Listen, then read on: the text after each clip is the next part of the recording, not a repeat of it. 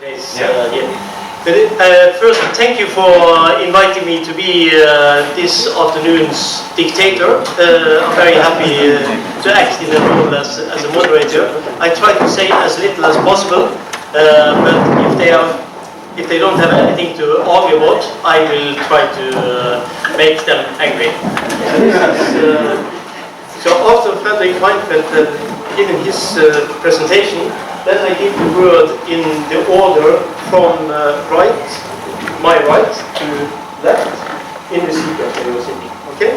And you will get the grey chair after. Okay? So just one last thing. Everybody from the local area here, take the cell phone off, so it doesn't disturb the presentation. Okay? I'm very happy to have very thank you.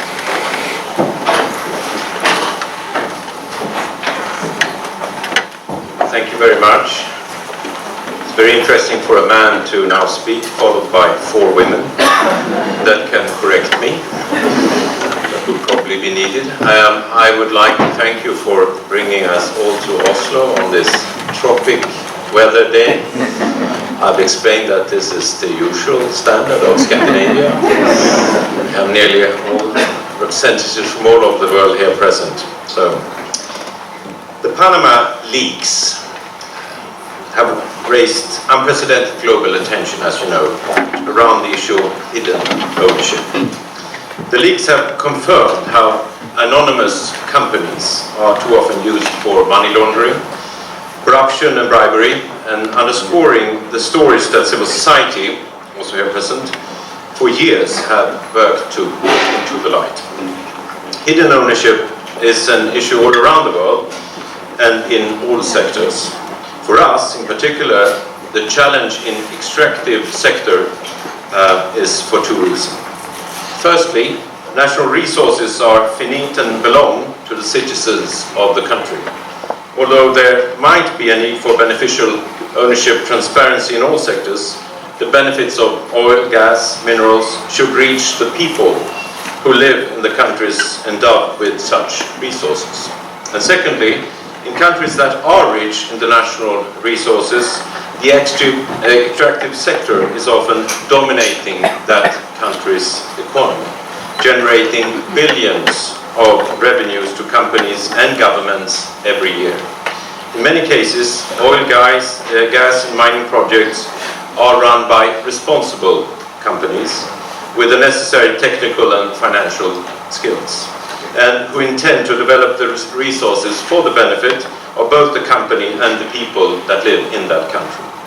However, experience has equally shown that in many cases, in particular in countries with weak institutions and governance, rights to extract oil and minerals may be given to companies that do not have such competence or even intentions. People who live in resource-rich countries are at particular risk of losing out as extractive assets are often misallocated for corrupt reasons. It has been estimated that developing countries lose $1 trillion US each year as a result of corrupt or illegal deals, many of which involve anonymous companies. I want to illustrate with 3 examples. We have seen the Democratic Republic of Congo, they are here present. They have shown that at least $1.36 billion US in the period 2010 to 2012 from the sale of 5 mining deals to offshore companies whose owners were hidden behind a chain of shell companies. Now, according to the EITI report from DRC Congo, this is about the same as the country's annual revenue from oil, gas and mining at the same period. So there are enormous resources linked to this. In the Nigeria report has shed light on how the Nigerian government lost over $1 billion US in the period between 2009 and 2014 due to connections between oil companies and influential beneficial owners acting behind the scenes. And Zainab is here present to tell you more about that. This morning, We have a Ukrainian delegation here present. They said that they were one of the first countries to actually have a law requiring beneficial ownership, and they said that with that in hand they have been able, for instance, to shed a light on the ownership held by the ex-president Yanukovych son, to be able to actually tell the people, and also linked to some highly influential so-called oligarchs. So this is how it works when we start working with increased transparency. These examples help explain then why the 51 countries who are members of EITI has agreed earlier this year to introduce new rules on beneficial ownership reporting. They agreed that any company that operates in, bid for or invest in extractive projects in their country must publicly disclose who their beneficial owners are. Although the global fight against secret company ownership has gained great momentum in recent years, no country has made complete beneficial ownership information publicly available. EITI's new requirements will thus contribute considerably to the global movement against anonymous companies. I understand that the discussion about a public beneficial ownership register is also moving forward here in Norway, and I look forward to hear more about the next steps from our panel very soon. A key reason for the outrage around the Panama Papers is the extent to which they revealed that our leaders, presidents, ministers and other officials have been implicated in what we call dodgy deals. Although it might not be illegal for government officials or so-called politically exposed persons to hold ownership in oil, gas and mining companies, the Panama Papers shed light on how much ownership has often been the result of conflict of interests. This is why the EITI also requires that politically exposed persons should be transparent about their ownership in oil, gas and mining companies. There has been considerable attention in recent weeks on closing down the possibilities for hiding money in places like Panama, and this is of course welcome. But it will not alone put an end to financial secrecy, facilitating tax dodging and corruption. Such efforts have to be matched with better rules and enforcement in countries where the money is generated in the first place. This is why it's such a significant sign of leadership that the 51 countries implementing the EITI have committed to this form of ownership disclosure. Getting the information about who owns the extract companies out in the open is only half of the job, and we have heard about this in some of the countries this morning. Law enforcers, civil society and others have a huge responsibility in scrutinizing the data, understanding what it means and encouraging action to hold malpractice to account and prevent it in the future. Only then will beneficial ownership transparency bring about change and ensure that the benefits of extractive activities are evenly distributed. We should not underestimate the effort that it will require to compel companies to provide beneficial ownership information. It may require legislative changes, institutional reform and broad consultations. Many countries will need support and technical assistance in order to make progress. It is important that we work together so that we can learn from each other on what works and what doesn't work. Today's debate is one effort only to put focus on the problem, but also to learn from each other on various efforts that is underway, how to tackle the challenge of hidden ownership. We have, as you can see, an impressive panel with us today, representing institutions that are significant in the knowledge on this topic. And many in the audience also have practical experience from working on beneficial ownership transparency in their home country. I look forward to a fruitful discussion. Thank you very much.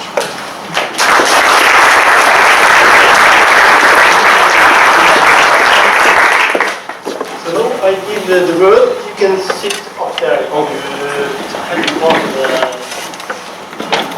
debate. We give the word first to Siri Meling, and she will talk about. She's representative also for Party Høyre, and she's in the Finance Committee in the Parliament. And they actually discussed some of these issues yesterday. So you have 5 minutes, and I try to be warm you when time's up. Okay, thank you so much. I stand here. Thank you, and thank you for the opportunity to join this debate. And I hope that the foreign visitors are enjoying your stay here in Oslo and this beautiful weather. I guess you are used to this, but for us this is quite nice. I'm asked to share some thoughts about Norway's role in the global fight against anonymous companies. Transparency on the ownership of shares is important in general, but perhaps even more so in relation to companies that extract natural resources. This is why I am very grateful to be invited to this important discussion on identifying who owns the world's oil, gas and mining companies and how to prevent corruption in the extractive sector. The possibility of hidden ownership in combination with closed or not transparent tax havens is a dangerous mix that promotes corruption. So, in order to fight corruption and secure tax revenues, especially for developing countries, we need to focus both on transparency of beneficial ownership and on hidden tax havens. Increased requirements for transparency and reporting by companies on revenue streams and tax affairs can counteract the effect of the secrecy offered by some jurisdictions. Yes, thank you. So-called country-by-country reporting can be effective measures to fight against corruption. As the first country in Europe, Norway introduced country-by-country reporting requirements for the fiscal year of 2014. The Norwegian rules are based on EU country-by-country reporting regulations for the accounting directives, but go further than EU rules. In Norway, all political parties have agreed to work for greater transparency regarding the ownership of companies. Yesterday, we passed a new tax reform in Parliament, where there was agreement between all parties except one on 17 different aspects. One of these aspects was about beneficial ownership. It stated that the Norwegian public shareholder register must be open and transparent about ownership in Norwegian companies. This should make it much easier to find beneficial owners in accordance with FAFT recommendation and the EU Anti-Money Laundering Directive. Today there is a full public disclosure of shareholder information in Norwegian companies, but the challenge has been that this information has been difficult to access. Therefore, the government sent out for consultation a report that outlines 5 different options for the establishment of shareholder register. To start with, such shareholder register will not include information about beneficial owners in the companies.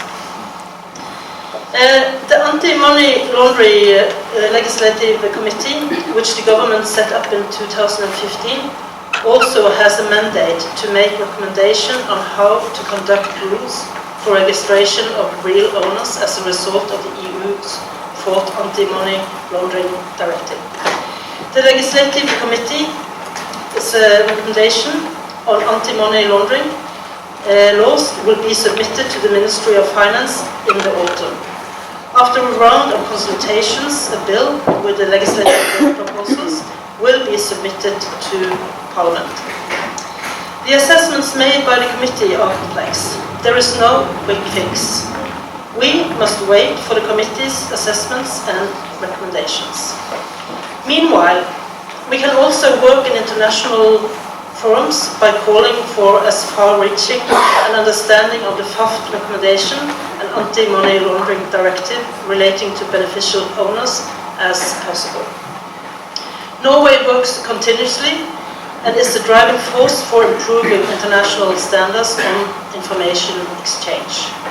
We are happy that in February this year, the EITI agreed that all 51 members countries must ensure that the oil, gas and mining companies that bid for, invest in or operate in the country discloses who their real beneficial owners are. This is a very important step forward. Yet we need to focus on how this policy should be implemented, and according to the EITI agreement, it must be implemented by 2020 at the latest. And we look forward to participate towards this one. Thank you.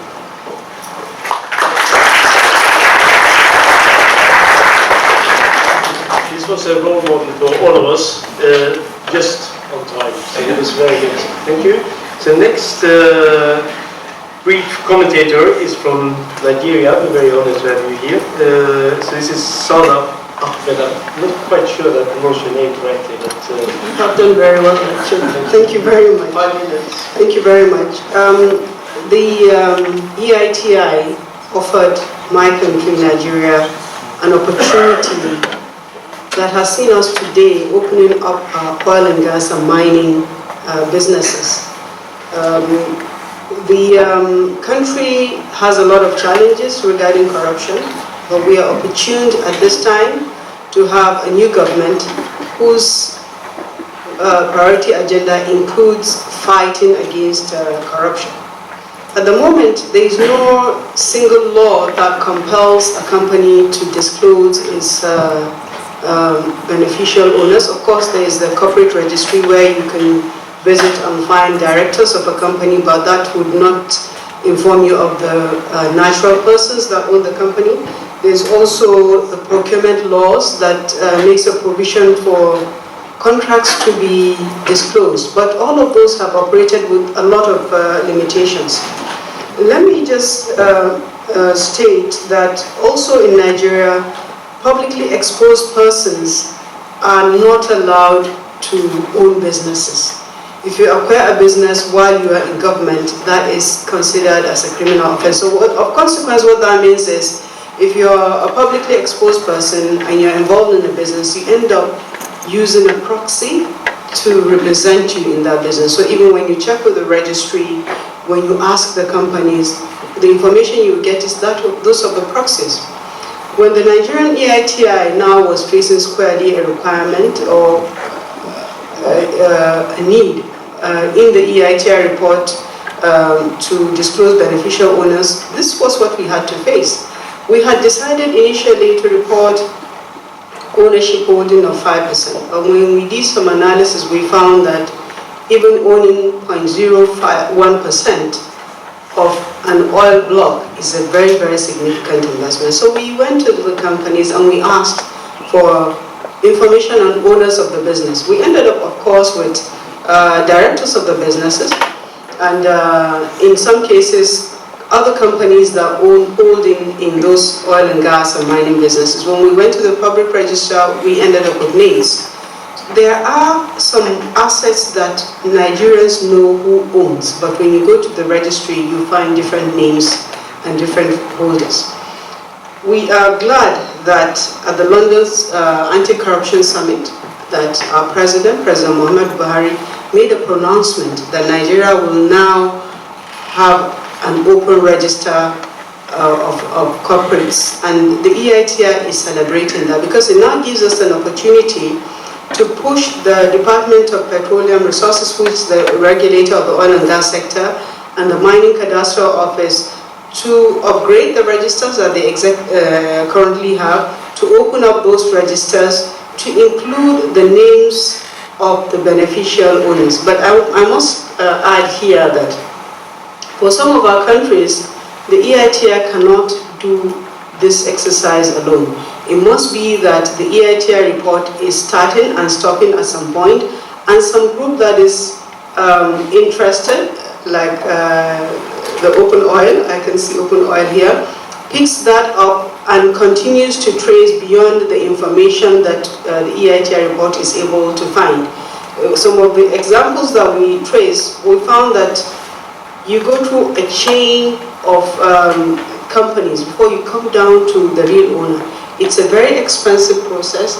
The EITI is in the country is not able to fund such an exercise. So we hope that there will be encouragement of independent groups to complement the efforts of the in-country EITI to disclose more of the information of the natural persons.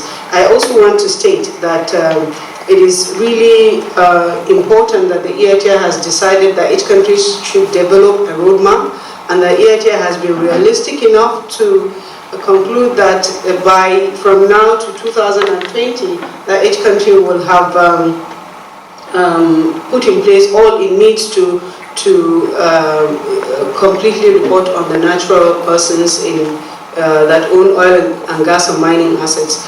It is important for our country, Nigeria, because we have to put some laws in place. We have to do a lot of house cleaning of the existing registers. We have to do a lot of consultations and campaigning to get enough support for this to be realized. I thank you very much for having me here today.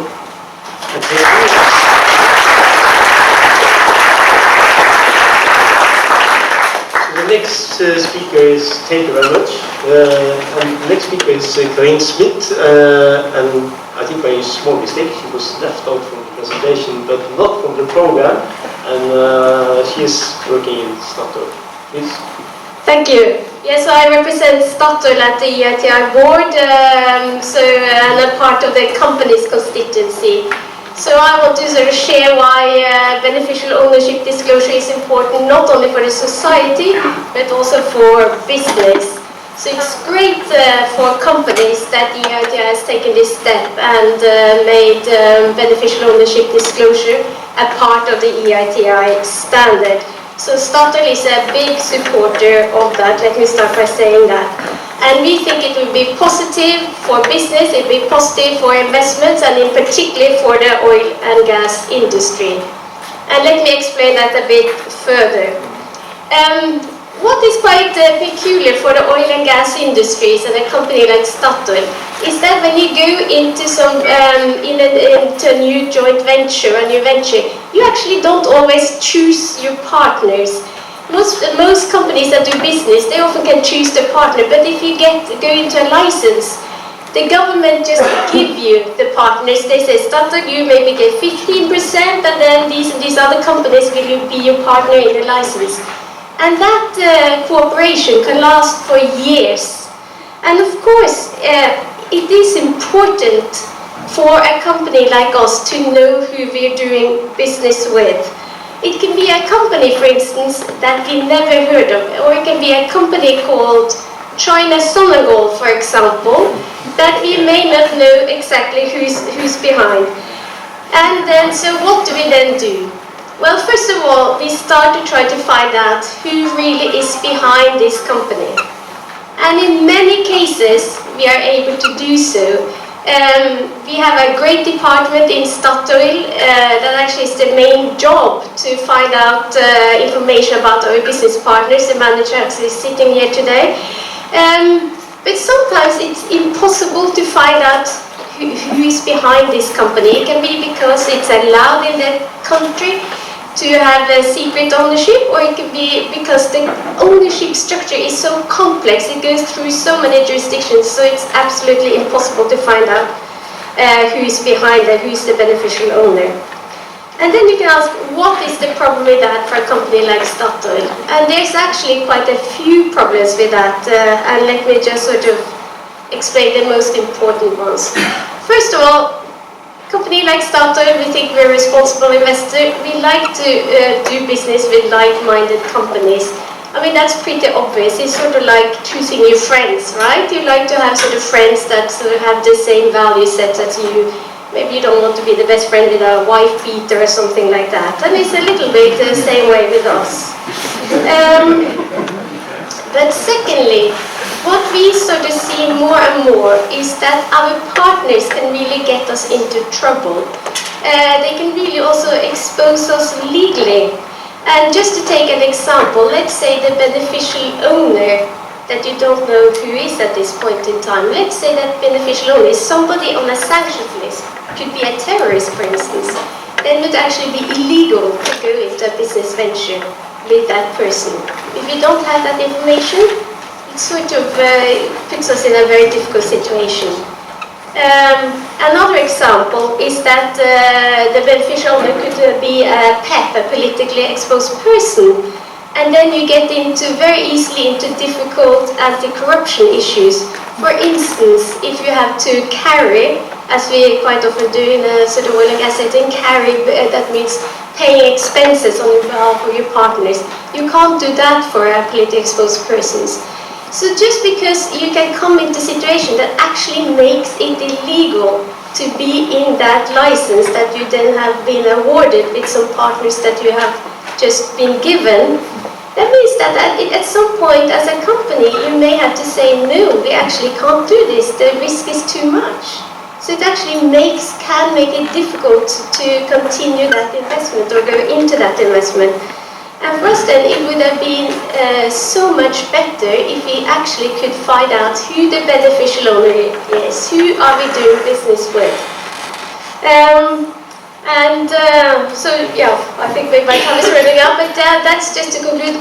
It's not only good for societies, it's also good for business, for responsible companies to know who the beneficial owners are. So again, we are very much supportive of this work.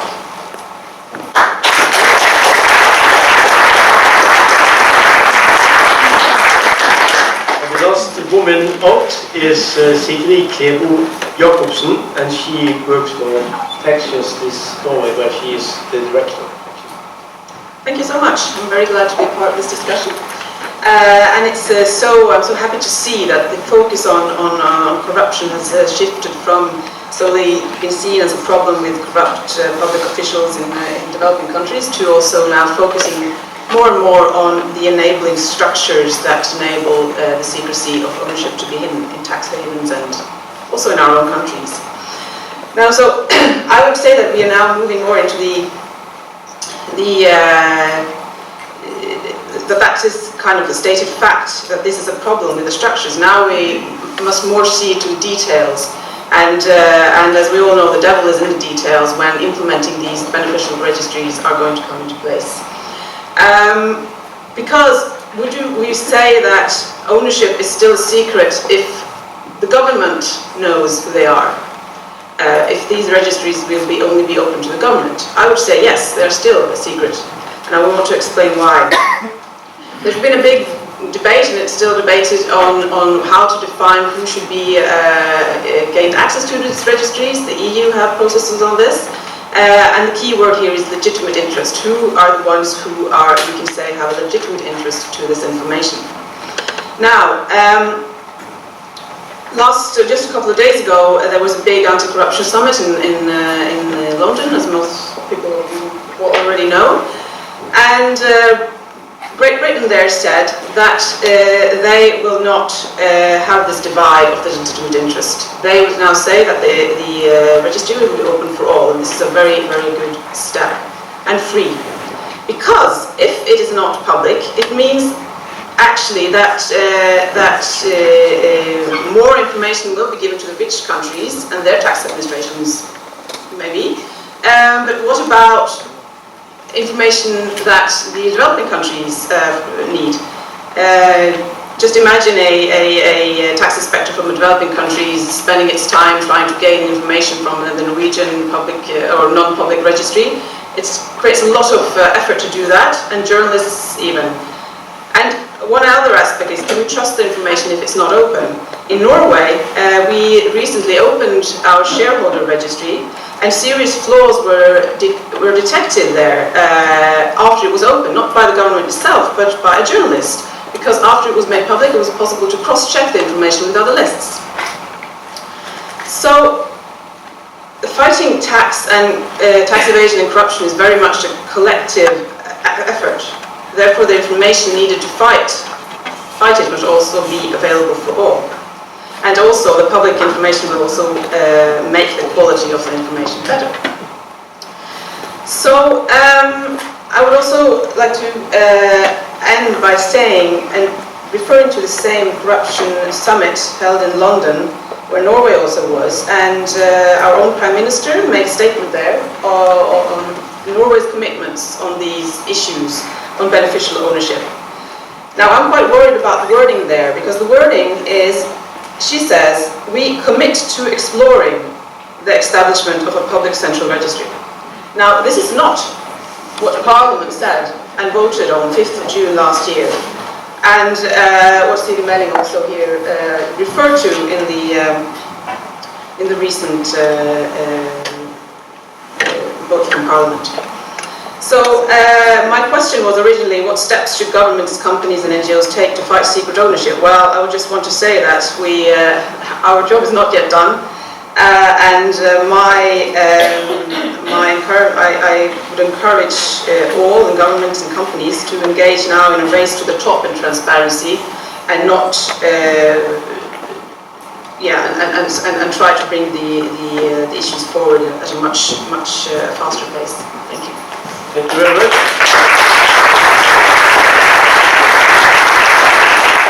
I will now let the panelists comment each other, and then it is first raise the hand, will be the first to give the word. I will sort of emphasize a lot this public availability issue, to hear whether you have any thoughts about that. I will also ask you a little bit to comment upon something that I have observed, being interested in some of these things for a long time. In the beginning, when we had an interest in corruption, we were not even allowed to speak about it. We went to the Ministry of Foreign Affairs, for example, and they said, shh, we are not supposed to say the word corruption. You can say the C word, but that's as far as we can go. I think now this has completely changed. No, you can't speak about anything without, in particular, connected to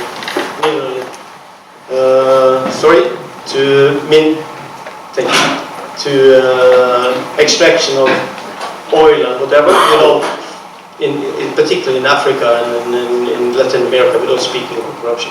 So I think they have to find a middle way here.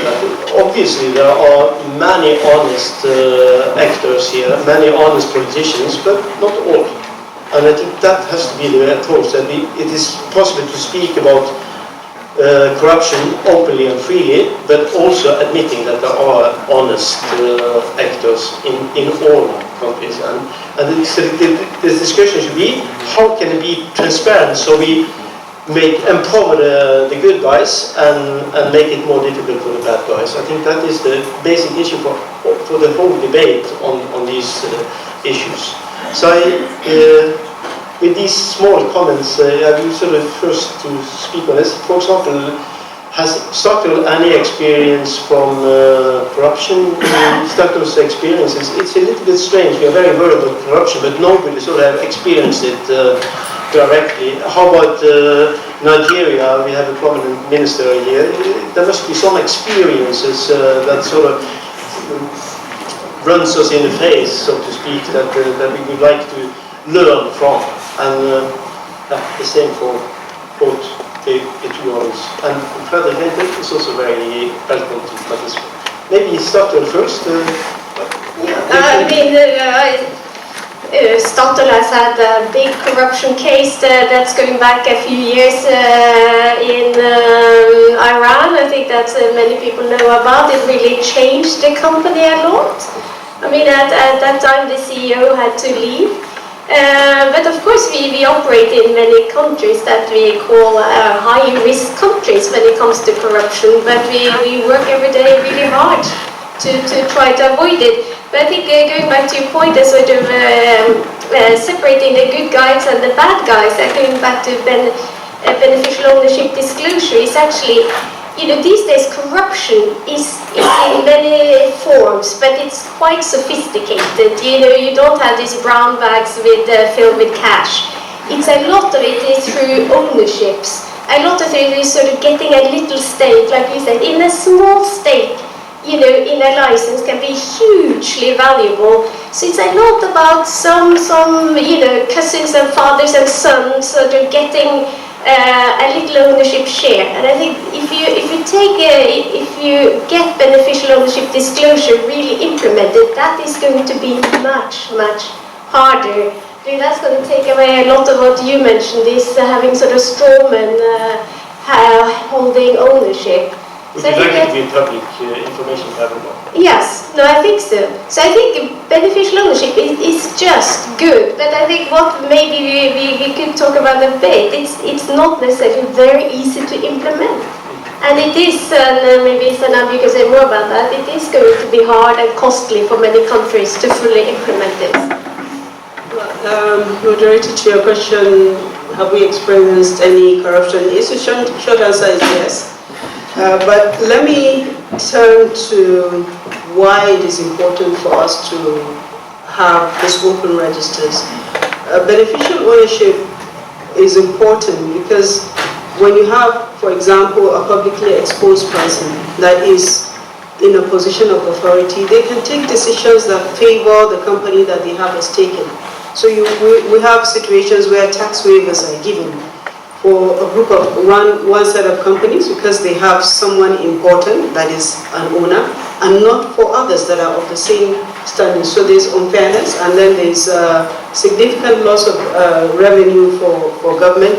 Even in the acquisition process of the assets themselves, because there is no requirement to disclose who is getting what assets, a publicly exposed person that is in a position of authority can allocate an asset that is a national asset to himself or to herself. And we have seen quite a lot of consequences as a result of ministers who have held the oil and gas portfolio, acquiring during that process mining assets for themselves, only to sell off after a short while to make obscene amount of profits, whereas what they paid to the state is a very, very meager amount. So there's a lot of benefit for us if this happens, but we also are realistic that it will not happen immediately. There's a lot of entrenched interest. There are laws that need to be reviewed. There are some laws that actually provide cover for this to continue to happen. So we will ride on the EITI to, as much as possible, open up this beneficial ownership register. Very good. Any more comments? Yeah, I agree. Of course, it should be fully open. But I think it's a bit difficult. What we are facing in Norway is that we are also depending on international rules. Because otherwise we could put our own industry maybe in backseat when it comes to competition. So it should be more international rules. But I think, and I was a bit surprised, I've never thought of this, like you told from Statoil, that you experienced that in licenses and joint ventures, that you actually can be forced to cooperate with companies with hidden ownership. So my question to you is, what do you do if you don't find beneficial owners? Are you still cooperating, or will you get out of this license, or yeah, if you could tell me more about that, I found that quite interesting. Yeah, I mean that's a very difficult question, and that's something we ask ourselves, I think, individually for every situation. But okay, say it's not very often we find ourselves in that situation, because quite often through our great detective work, let's say intel work, we sort of believe in who's behind it, but it does happen that sometimes we say, you know, really, we think behind this company is this and this person, and we really feel so uncomfortable with that being in a partnership. And when you go into a license, the partnership will last for years and years, that we actually say no to an investment opportunity. That has happened.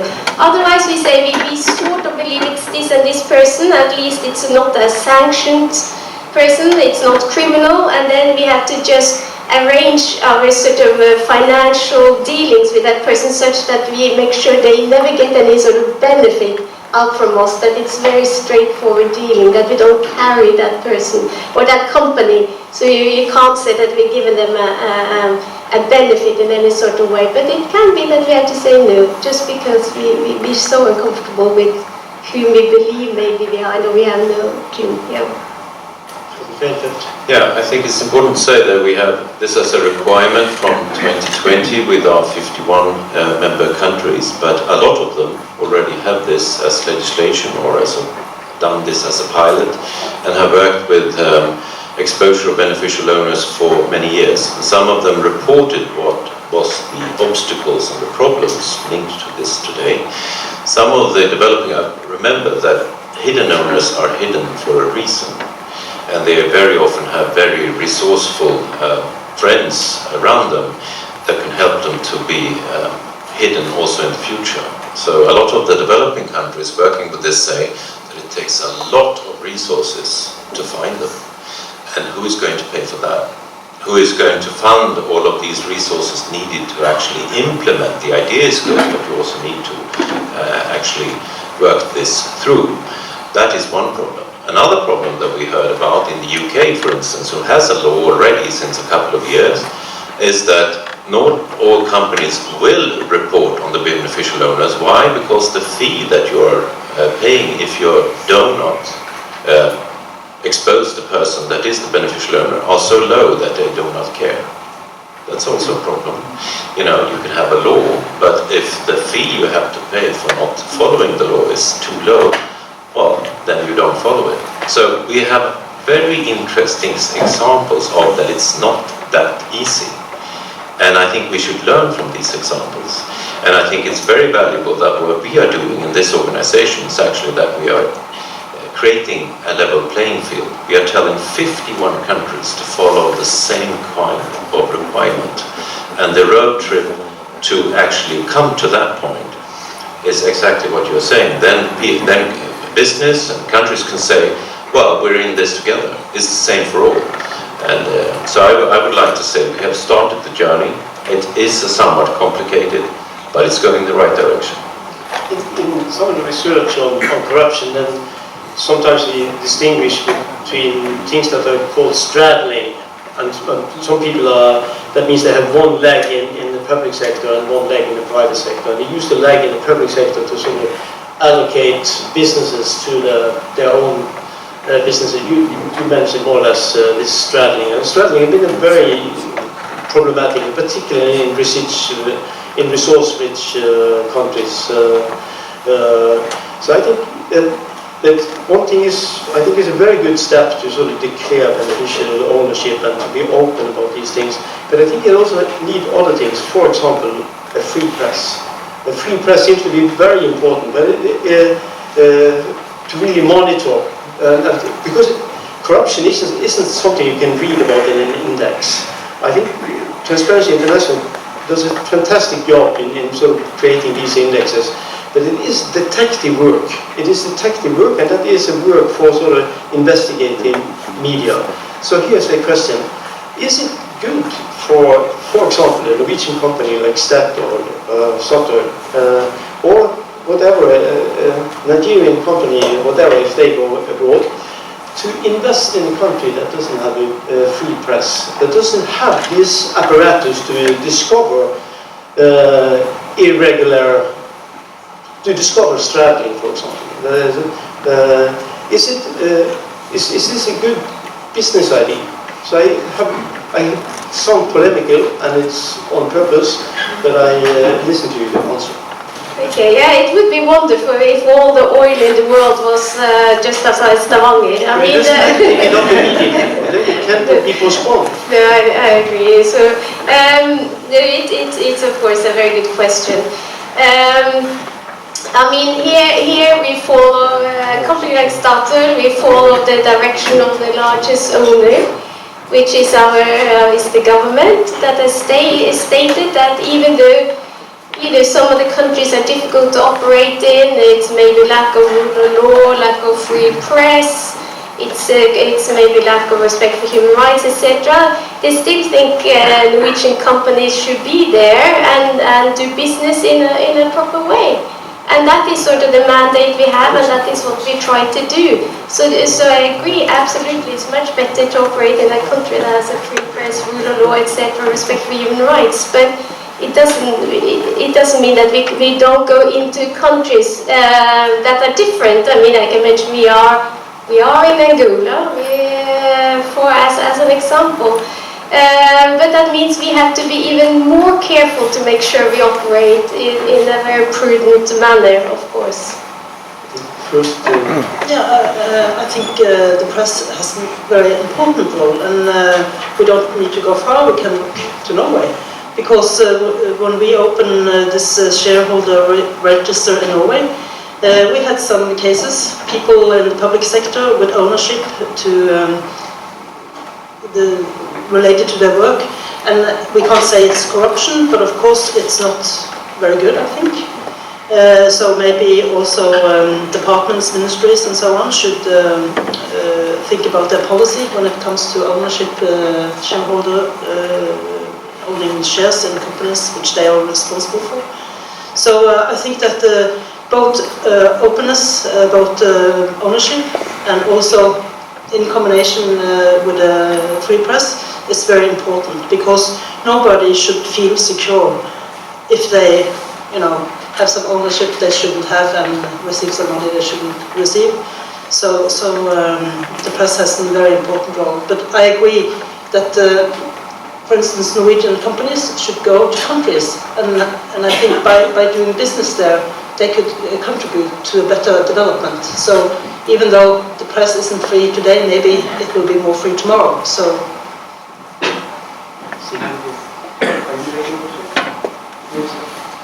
Oh, yeah, okay. I just wanted to add that, yes, free press is important, but also in our countries having laws like the Whistleblowers Act that will protect persons that come up to give information is important, and we don't as yet have it. It's important to have very active civil society. Initiatives like EITI are important, but again, let me say that it requires a lot of partnership. Last week, in the Nigerian press, there was a list of owners of some oil blocks.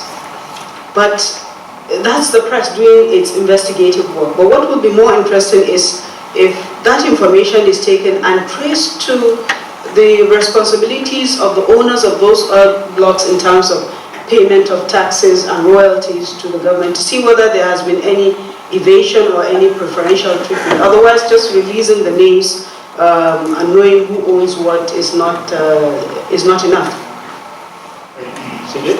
Yes, I'm just very glad to hear that Statoil supports the full public beneficial ownership registry. So this is a very good thing, but I was just curious, because I know that Statoil was the last company of the big companies on the Norwegian Stock Exchange to expose its beneficial owners behind the nominee accounts. And this was only done after journalists had put this on the agenda. So I was just wondering, what is your strategies to maybe come out in a better light when it comes to beneficial ownership work? Do you have any thoughts on the way forward now to lead the way instead of being the last ones out?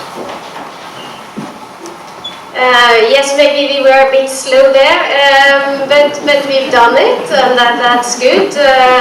And I think I no promise that we are a great supporter of this work, and I think just by being supportive in EITI and having this a part of the standard and supporting as much as we can in furthering the work on beneficial ownership disclosure, I hope we sort of furthering the cause.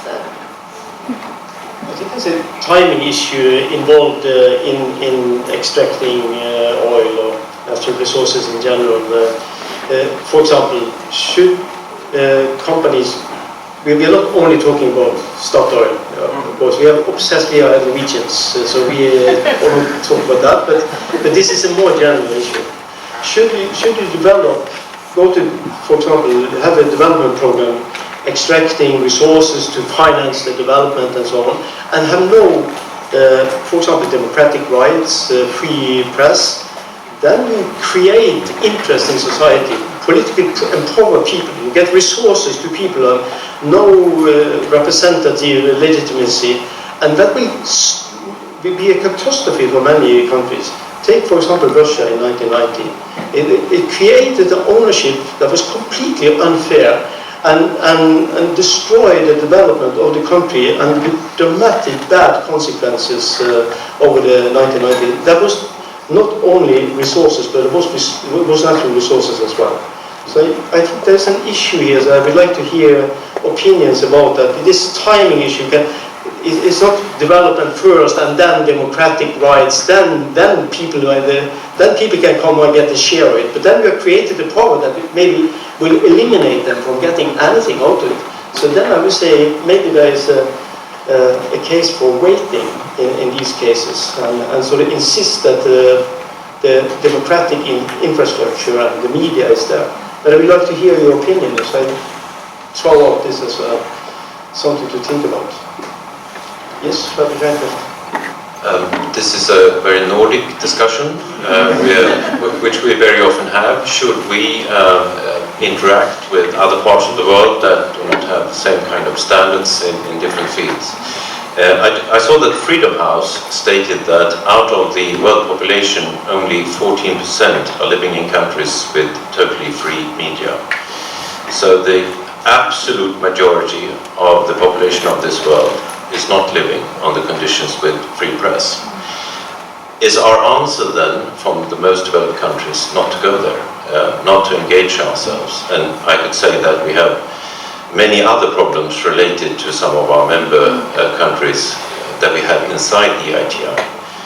And I think the provision has been to say, no, as long as we come in, support the good forces, bring up civil society to have a say, give them a space to maneuver, and actually bring this country into a standard where they have to open up on different parts of what they are doing. This will bring this country to a better development path. So, it's up for grabs. Is that the way to change the world, or should we just wait to see if they better themselves first? And my absolute answer is that interact, go into these countries, help them, support them, and train them how to become better. That's the way to do it.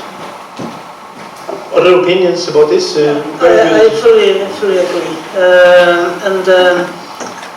We give a lot of aid to, for instance, countries in Africa. But I think what, for instance, Statoil has been doing, investing down there, means a lot more than the aid that we are giving. So I think I fully agree. So we don't give aid to Uganda? Why not? If it's so good to interact with everybody, why not to invest a lot in Zimbabwe? But if you invest, you give people work, people income. They can afford to attend schools and so on, have education, and contribute to a better development within our own countries. So, more opinions about this?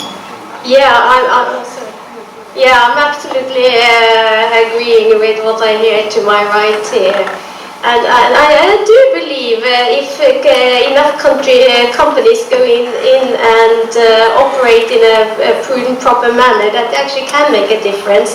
And we see that in the oil and gas industry. I'm not saying that necessarily we always have force for good, but what I see is when you have collective actions, when you actually go together, let's say the international oil companies on certain issues, let's say in a country like Angola, towards something you don't think is always right towards the regulators, for instance, or the government, that has to do with governance of the resources, you actually can make a bit of a difference.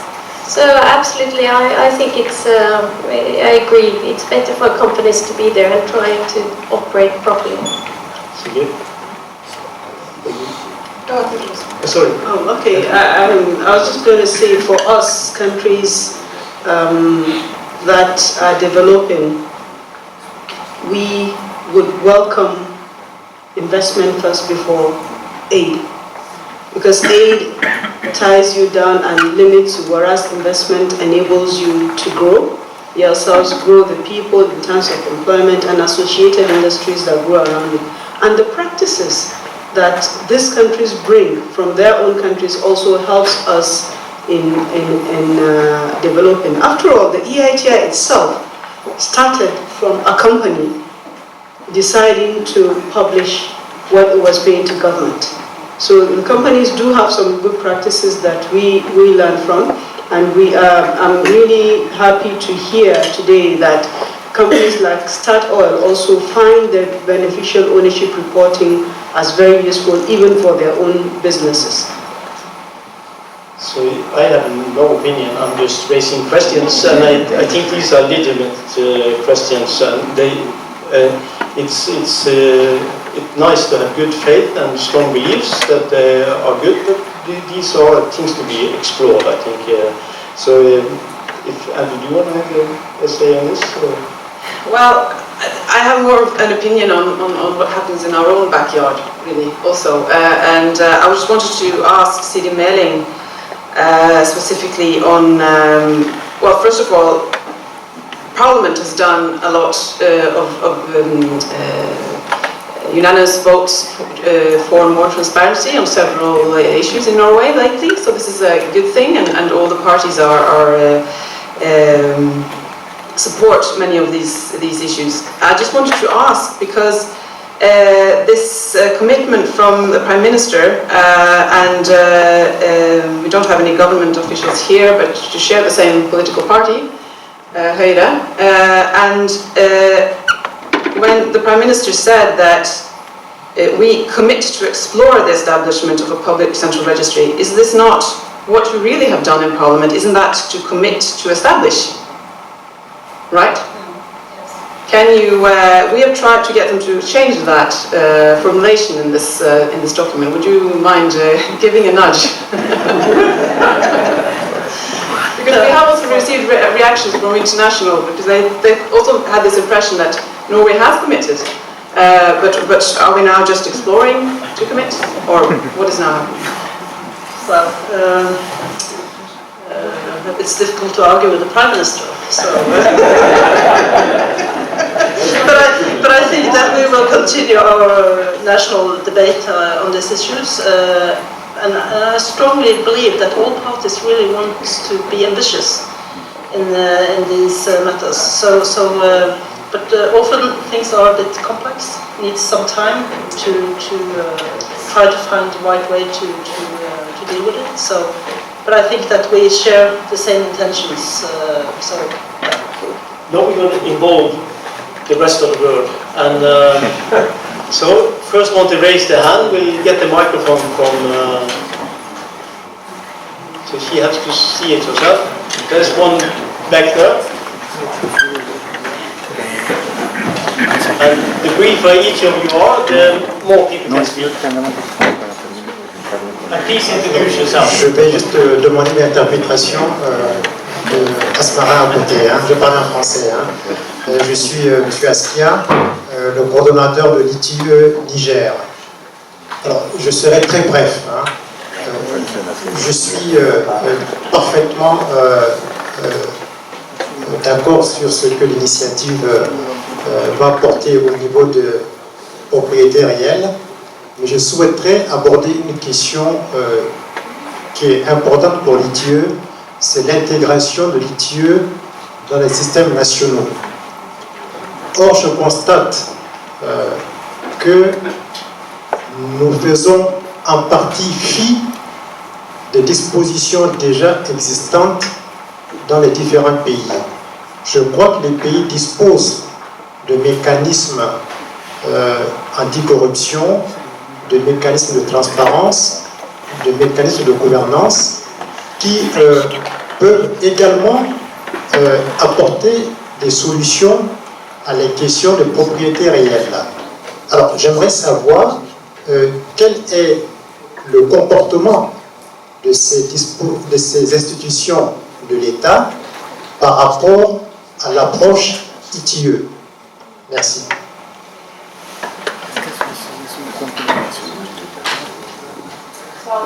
There's one over in front here.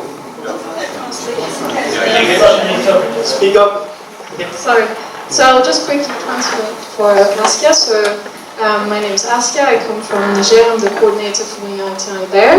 I'll be brief. I'm obviously supporting beneficial ownership within the EITI context, and I have a question relating to mainstreaming the EITI in government structures in implementing countries. Because obviously we're doing as if there was no structure in place in those countries to fight corruption, to disclose more information, to have good governance systems in place. And those structures usually try to address the question of beneficial ownership. So my question is, what is the reaction of those existing structures in the countries vis-à-vis the new requirement on beneficial ownership in the EITI? We take another question before we open for reactions to... There was one hand in front.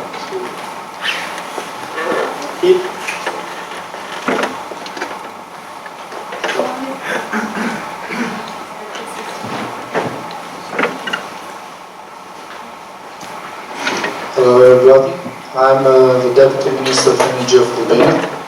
My name is Sigrid. I had the panel here, and all of you are talking about countries, or especially in Statoil's case, which are very, very far in advance with too many processes related to attraction of foreign direct investments or developing your sectors. And I think on the implementing countries of EITI, a very strong question stands on. Most of the time we lag behind with foreign direct investments, and we lag behind also with our own resources to develop our extractive industries. And to say the truth, all the offshore companies are pretty much more active and fast to enter into the market. So my question stands. Of course, we are doing the same as everybody here is doing, increasing transparency. In order to have foreign direct investments, to develop our resources, but also to provide for beneficiary ownership transparency, what could you suggest? How to create a smooth field in order to attract Statoil or somebody else in our countries to invest? Just an example. You just sell your shares from TAP, which is passing through Trans-Adriatic pipeline in Greece, Albania, going toward Europe. So I don't put the question, why did you sell your shares from the consortium? But what could you suggest could have been better for you to stand still there, and also to incentivize other companies like you, which are mostly or in majority of shareholders a public company, to be part of these industries in our countries, instead of accepting everybody coming from outside offshore companies or other things like that. Right. It's also, if you move the microphone over in this space, there's somebody there. But I think first we open for responses to the two questions. Who would like to go first?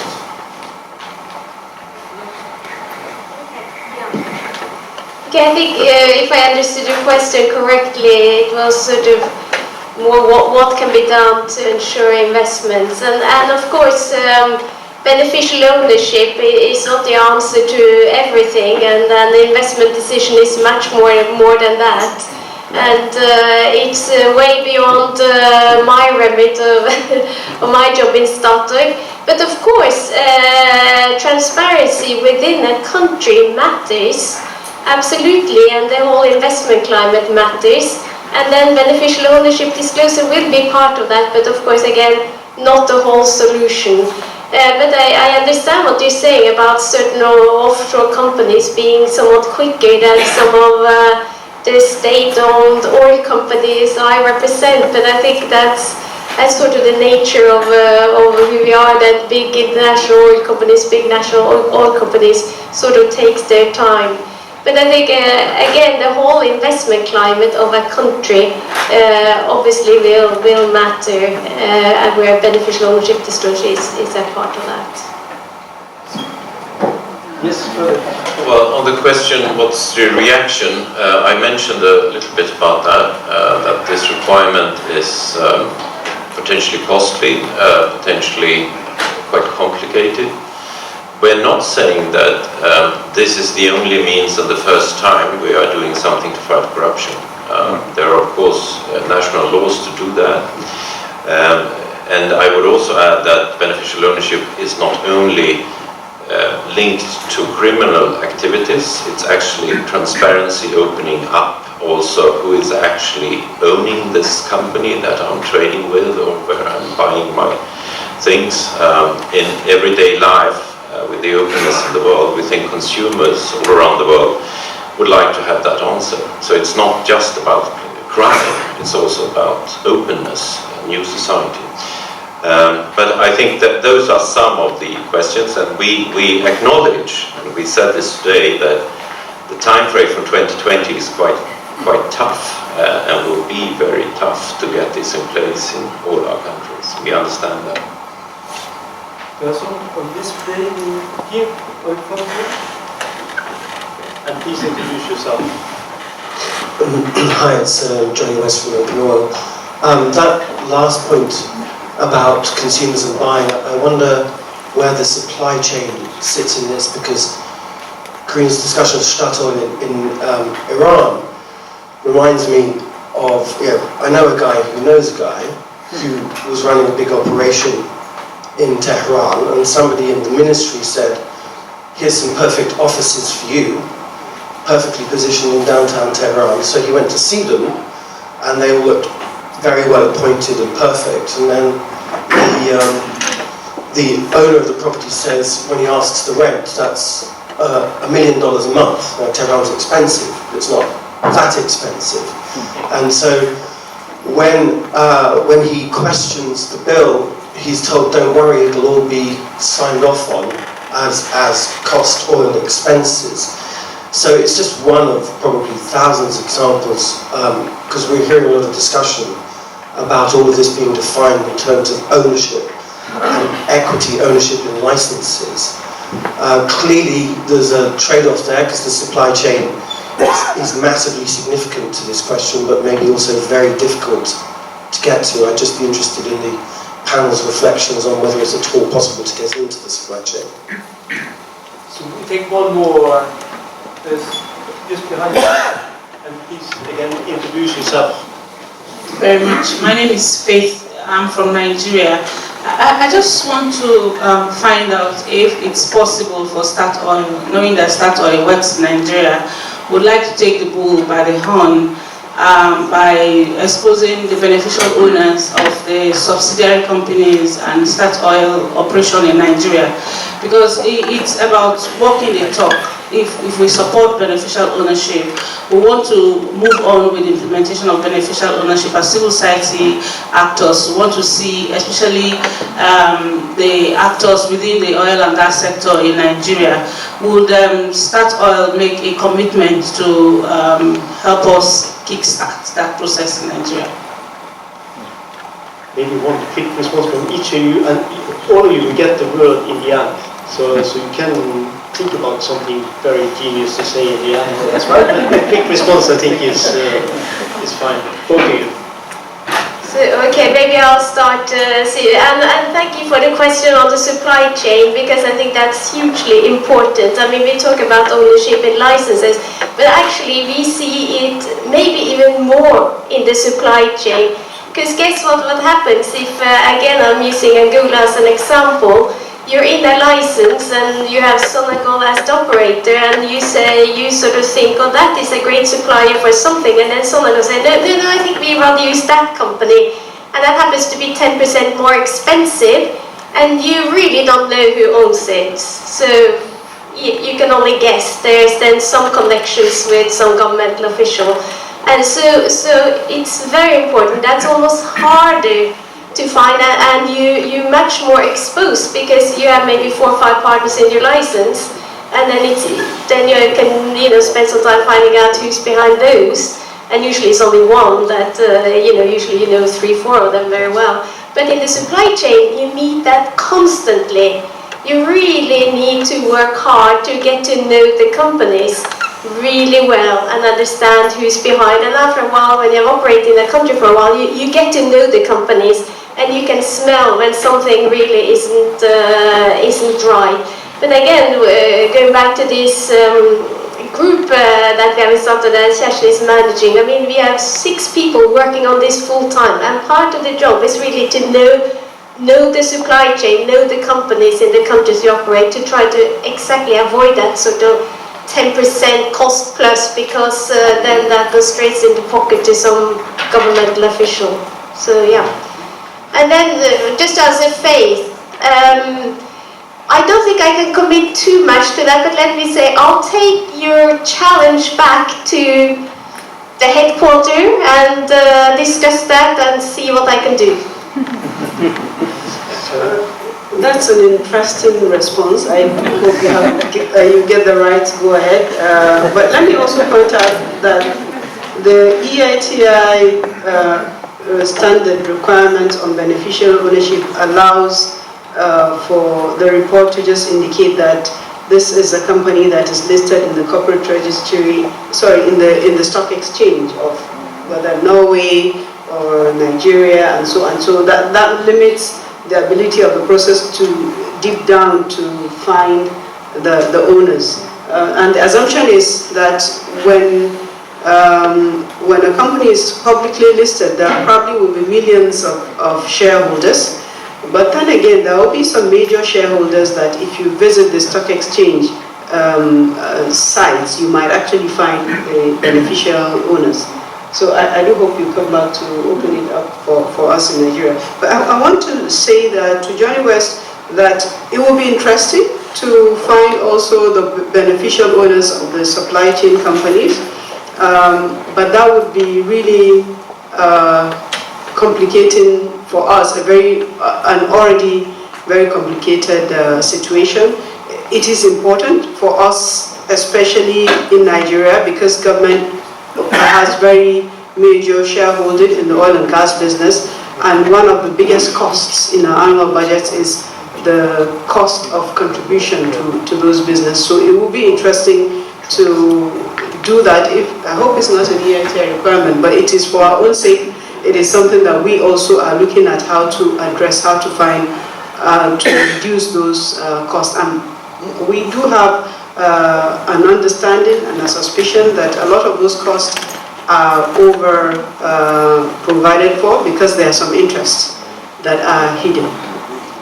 So no, everybody in the panel will get a final word. It doesn't have to be for very long. It can be.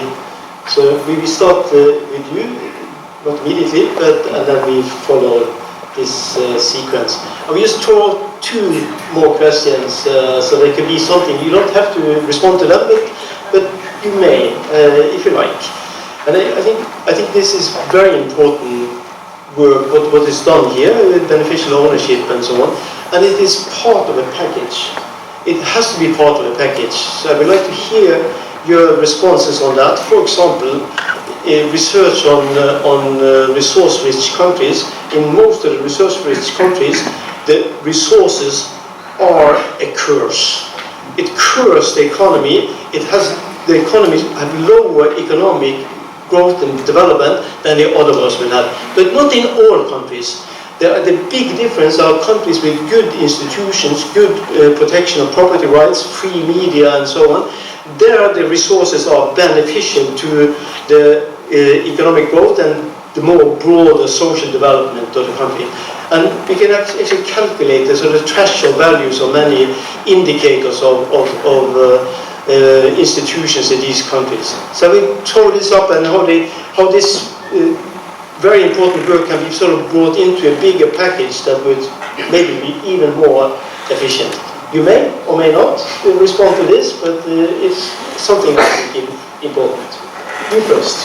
Yes, thank you for bringing up a totally new or broader issue.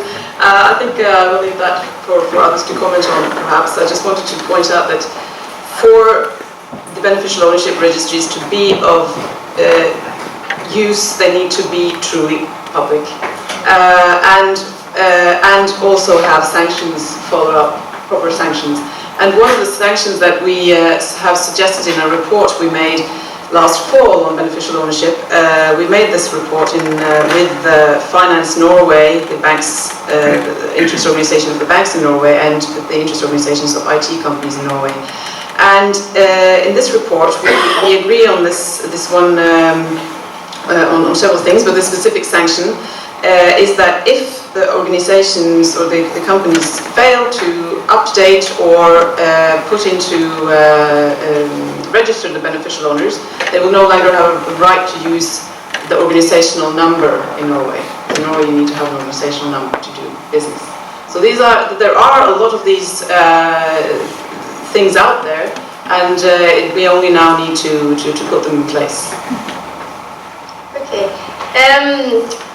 So being a board member of EITI, I'll try to put the sort of beneficial ownership in a bit more broader perspective, because that's only one part of the transparency work and the work EITI does.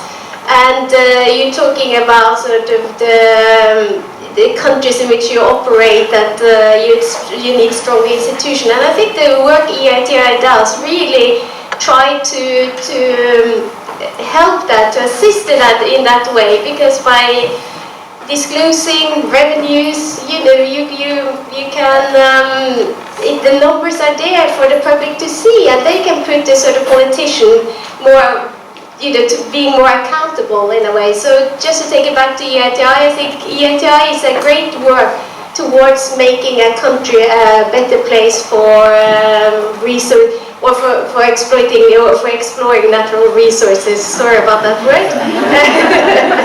And of course, I think it's good that it's more transparency, and it's good that civil society demands more transparency for companies. As you said, some of the demands of Statoil have been to disclose our ultimate owners, and that's good. So the civil society should just continue that. I think it's a good dialogue to have between civil society and companies. Thank you. The EITI is a great initiative. The beneficial ownership reporting, if it carries through well, will further equip our citizens to be able to ask more informed questions.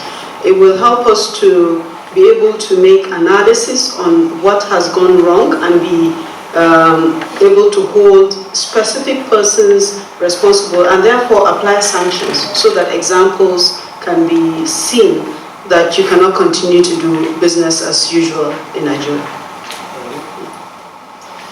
I think EITI is a very important organization, and I think that the focus on corruption nowadays with the Panama Papers, I think that it's rather high on every country's agenda.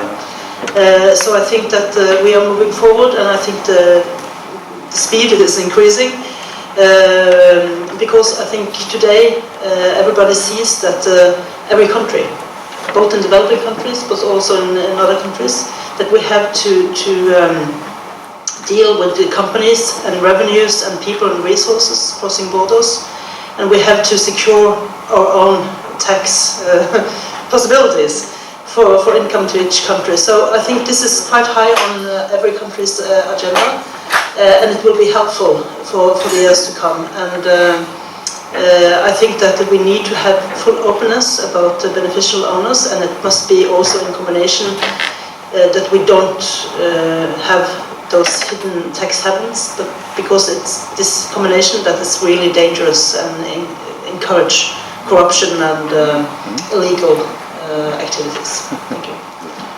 I think the question about Iran puts the flashlight on what this organization is about. We are now reopening contacts with a country that has been isolated for 35 years.